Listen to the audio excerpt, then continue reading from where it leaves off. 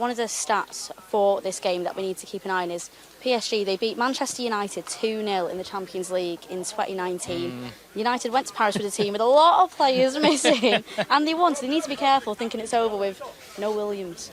Yes, I mean that required a controversial, shall we say, VAR intervention when VAR was still a baby for United to get the win. Still, it was a dramatic, fantastic occasion for United, wasn't it, to go there when nobody gave them a chance and do the business.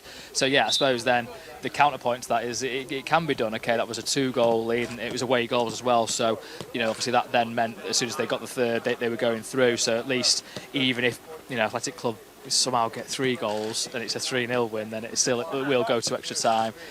You just think that United are going to be full of concentration, and they're not going to let this. The chance, the prize is so big that okay, maybe nerves can creep in, but I think they'll actually make sure that everybody's attention is fully focused and clear. And I think that's the player's name that everyone is talking about at the moment. You even see England; they're currently tweeting about all of his dribbling and training.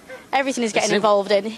What position can't he play? Well, exactly. I remember one of those clips actually that England put out at the time when he was sort of, really fleet-footed in a rondo and was kind of keeping it away from, players that you'd consider perhaps more technically gifted. But he's obviously got that in his bag. We did a piece actually on The Athletic where we looked into his background, and he actually started up top for his grassroots team, Brunsmere, which was managed by his dad at the time, and apparently jokes when he goes back that he started up front, then went into midfield. His dad put him in defence and he was worried he was going to end up as goalkeeper. So yeah, maybe he has got the full range of ability. I mean, let's hope that he isn't called upon to do a John O'Shea or a Rio Ferdinand and get the gloves on. But yeah, I think it's certainly a credit to him and his personality that he's been able to come through those very difficult moments when he was the focus of so much attention for the wrong reasons, to then come and mace him out again. It could be for his goal. Okay, scored the goal at Brentford. He only scores at Brentford, doesn't he? Yeah, he does. He enjoys it there, he said. What, did I say this to you, that he was going to score? Is this somewhere that I've voiced that opinion, or was it just on Talk the Devils or various other platforms where I've been trying to claim? Is this just you wishing that you were right? This is just me. Listen, you've got to do a victory lap. When you finally pluck one out of thin air that seems to sort of correlate with what's actually then happened, then I am going to, claim it and say I suggested that Mason Mount was just looking good, right, in terms of getting in the box in the right way, having those shots.